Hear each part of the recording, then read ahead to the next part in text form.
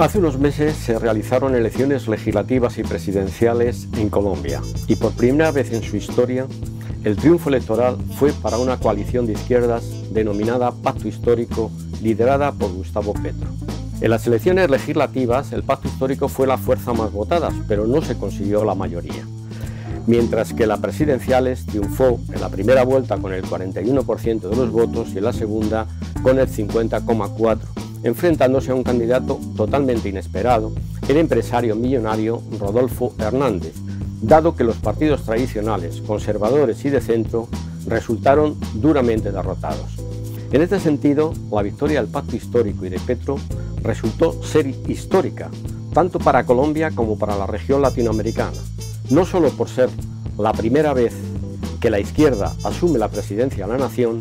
sino por el significado del cambio profundo que la candidatura representa para Colombia y para toda América Latina. No hay que olvidar que este país fue prácticamente el único de toda Sudamérica con un gobierno conservador durante la primera ola de gobiernos progresistas, además de ser el principal aliado estadounidense en la región. Los Estados Unidos tienen oficialmente 7 bases militares en su territorio,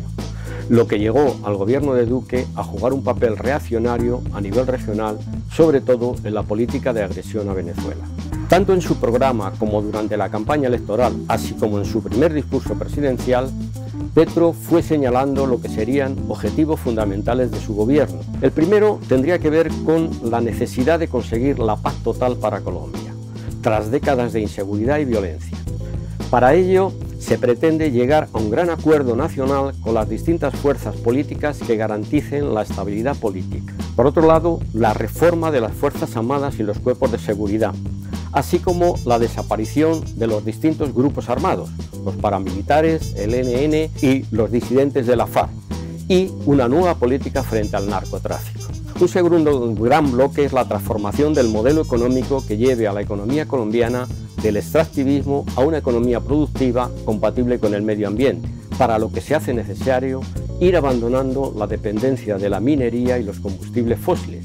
y potenciar la industrialización del país, así como una reforma agraria integral y el compromiso de cuidar la Amazonía. Para que esta transformación económica sea posible y el crecimiento económico sea compatible con una mejora profunda de las condiciones de vida de la población colombiana, se hace totalmente imprescindible una reforma fiscal que haga pagar realmente impuestos a las grandes empresas y las grandes fortunas, en un país caracterizado por ser uno de los más desiguales de América Latina. Por último, avanzar en la igualdad real entre hombres y mujeres y la desaparición del enorme racismo imperante en el país, donde deberá jugar un papel fundamental la vicepresidenta Francia Márquez y el Ministerio de Igualdad que preside. Para poder llegar adelante este exigente programa de reformas, Petro ha tenido que llegar a diversos acuerdos con otras fuerzas políticas para garantizar de esta manera sacar adelante las reformas en el legislativo. Con ese propósito se ha alcanzado un acuerdo denominado de la Esperanza con partidos cercanos de centro-izquierda y con el Partido Liberal, consiguiendo en principio una mayoría legislativa. En la misma línea, Petro ha tenido que formar un gobierno en el que, si bien hay personas representativas de los cambios profundos que se desean realizar,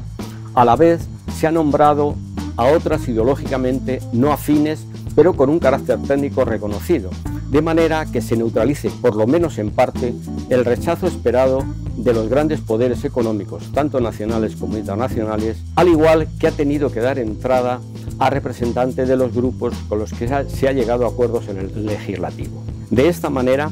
se puede decir que el gobierno de Petro tiene ante sí grandes retos, como son